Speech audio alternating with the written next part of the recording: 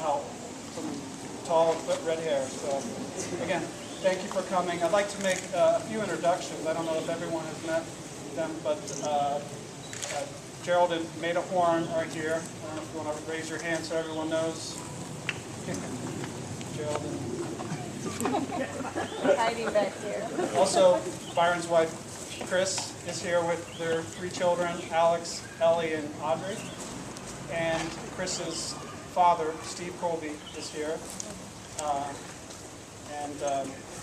I thought the reason we are all here is for Byron to celebrate his life and honor his 28 years of service to this chapter and this fraternity. And it might be helpful for some of you may know the background, the genesis for all of this and all of his hard work.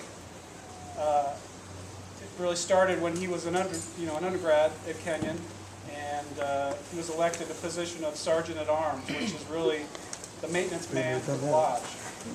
And he was in charge of making sure the place was clean, taking care of odds and ends and fixing broken stuff, and that was a job that he just took on with a lot of gusto and enthusiasm.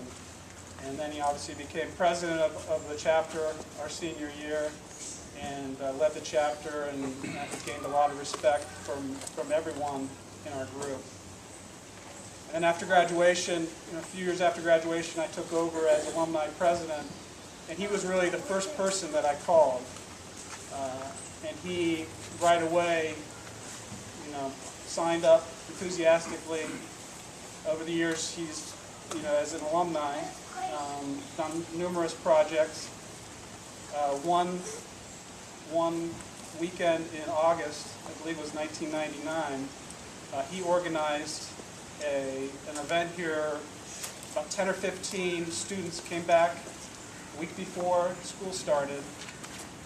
He organized a week-long lodge improvement. And he took care of ordering all the materials.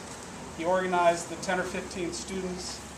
They did drywall, bathrooms. It was just, he had people going to Home Depot in Columbus. There was no Home Depot in Mount Vernon at the time. And he was just, the entire weekend of his time spent organizing this. And he spent the night at the Kenyon Inn. And then about 5 or so years ago, some alums came together, Delta alums, and said, look, we really need to stop putting Band-Aids on this place. We really need to raise some money and fix it up and do it right. And Byron raised his hand. He was the chair of the building committee, which, in all honesty, was a committee of one, Byron. And he put together a plan. He put together a list of projects what we needed to do to this place, costed it out, and that's what we used for our capital campaign 3 or 4 years ago. Then we went out to all our alumni, raised about $350,000, and as the money was coming in, Byron and I would sit down.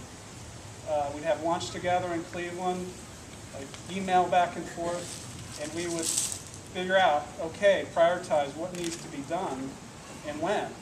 And Byron took it on. He was working with the tradespeople, the carpenters, electricians, everyone. And there is not a room in this building that doesn't have Byron's stamp, either something that he did with his hands personally or oversaw someone doing.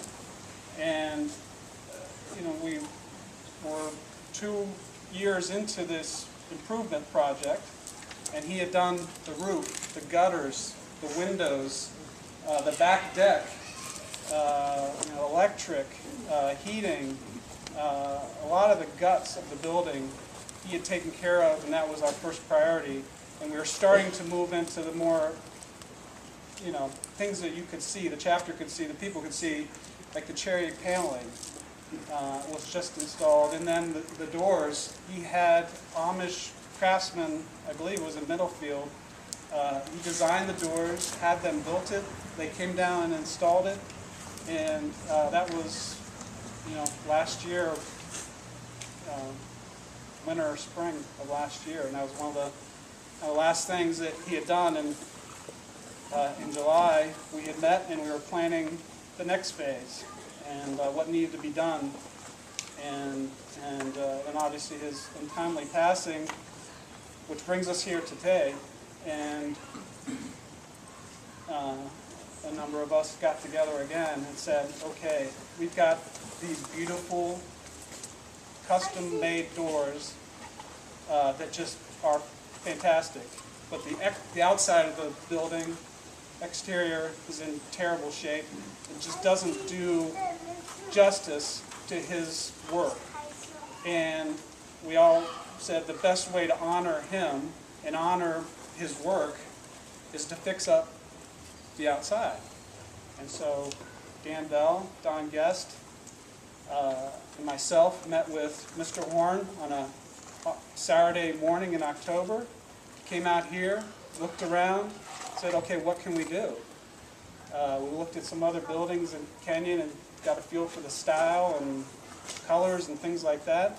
Mr. Horn came back to us, sketched out what he thought would work.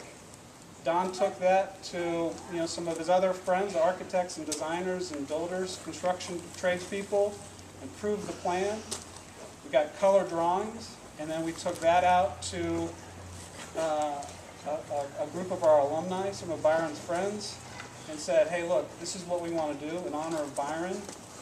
Raised the money, and not only did we raise the money to do what we thought, which was really just improving the front here, but the enthusiasm and the contributions were enough to take it and do the side path and the back patio.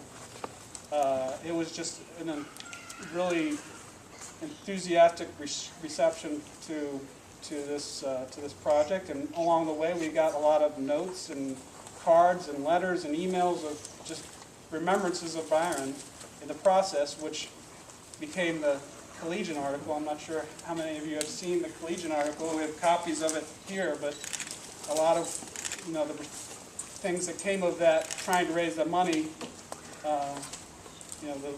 the outpouring was very nice. And so that's really the genesis of this project, and I think it's a fitting tribute to someone who was so supportive of this chapter, so truly loved the building.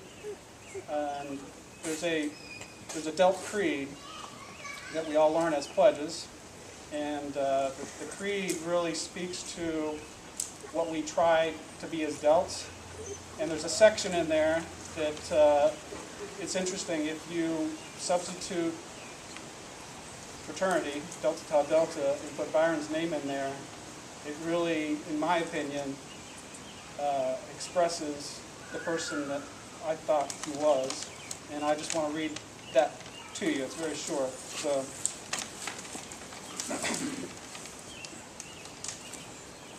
Byron's cornerstone friendship, his foundation conscience, his columns aspiration, his girders self-restraint, his doorway opportunity, his windows understanding, his buttresses loyalty, his strength is his everlasting arms. And I thought, all those qualities, friendship, conscience, self-restraint, understanding, loyalty, that was Byron. That's who he was.